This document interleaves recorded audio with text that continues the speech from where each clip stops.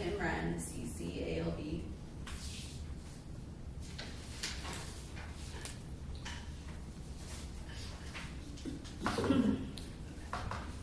Ready with the video. Kathleen has always been a worrywart, but as she's gotten older, she's learned how to strategically deal with her anxiety and stress. Kathleen is working on Project 5 in CC Manual, Your Body Speaks. Her speech will be 5 to 7 minutes long. Speech title, Getting Off the Crazy Train. Please join me in welcoming Kathleen Posey.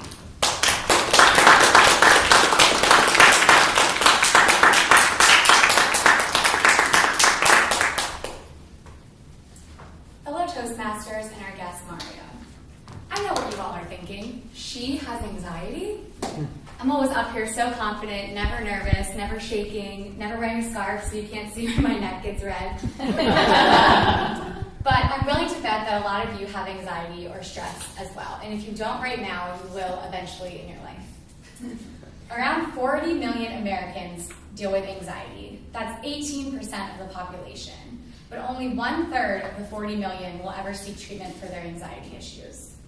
So if you fall into the 2/3 of people that are never going to seek treatment for your anxiety, I have some good news for you, and that is I'm pretty much an expert on the subject, and I'm here to help you and give you some tips and tricks on how to pull yourself out of extremely stressful situations.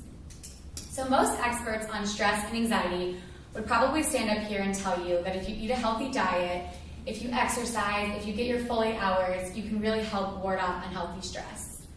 But I'm here to tell you that there's some days where it doesn't matter if you ate the healthiest breakfast, if you went on a 10-mile run, and you've been sleeping like a baby, you're still going to find yourself in extremely stressful situations. And sometimes these situations get so stressful, they come into mental breakdowns or panic attacks. And my favorite part about these panic attacks and mental breakdowns are they rarely happen when you're home alone or in your comfort zone. You're usually at work or at a family gathering where you need to get yourself out of it quickly before anyone notices. So I'm going to go through 3 steps on how to get yourself, prevent that from happening, and if the worst case scenario happens where you feel like you're really losing it, pull yourself out. The first step of solving any problem is recognizing that there's a problem to begin with. So if you're one of those people who refuses to admit that you are overly stressed or you're having a panic attack, I'm here to tell you that the first way to deal with it is to admit to yourself that you're having an issue. And that means you need to get off the crazy train, which is my first step.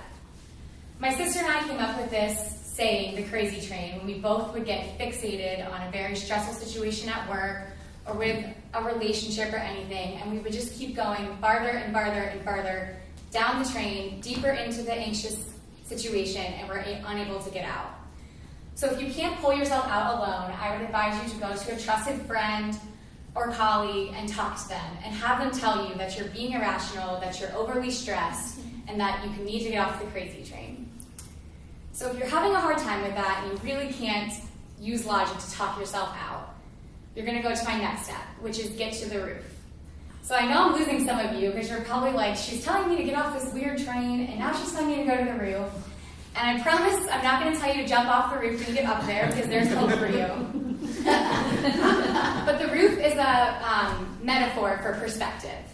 So if you think about going up to the roof, maybe of this building, and looking over at Crocker Park, you can see for miles what's ahead of you.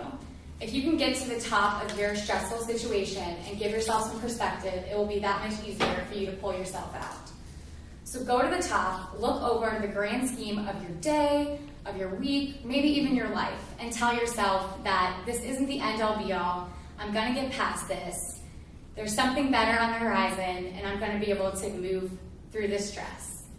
And this is really helpful because it helps you practice mindfulness, which is a really important part of our mental health.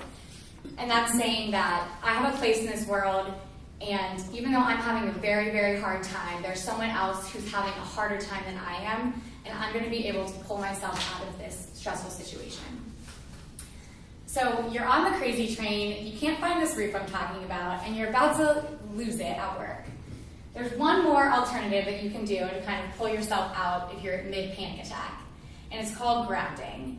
In its most extreme form, it's used to help post-traumatic stress disorder patients pull themselves out of very painful flashbacks and memories but I think it can be used for anyone. And I've used this technique even here at work, and no one will notice that you're doing it. So the best part, or the best way of having you experience grounding is to actually do it. So I'm going to walk you guys through how to ground yourself. So if everyone could close their eyes and plant your feet firmly on the ground and feel the ground underneath your feet. Now grip the armchair handles and feel them underneath your hands. Now you're going to want to start telling yourselves very simple truths about where you are.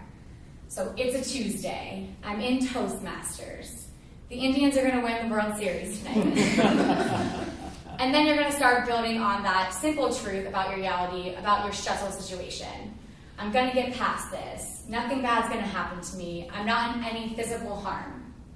And then you want to end your ground on a very positive note, a positive reality. So maybe you're going to have lunch with your friend, and that's something you're looking forward to. Maybe you're going out tonight for the game, and that's something you're looking forward to. So tell yourself something positive that you know is going to happen to you in the immediate future. And then you open your eyes, and you take a big breath in and out, and you instantly feel better. So the truth of the situation is some of you probably don't struggle with anxiety as much as I do, and some of you maybe do. But every single person here has something that they're trying to improve upon. For me, it's dealing with stress. For you, it might be having a healthier lifestyle or motivating yourself. And I would advise you that the first step to solving any kind of issue like that is acknowledging that you have an issue to begin with. We all have flaws, we all have things we're working on, and if you can acknowledge it and not be ashamed of your weaknesses, you'll be able to overcome them. And if, like me, you find yourself having a lot of anxiety, just remember the 3 steps.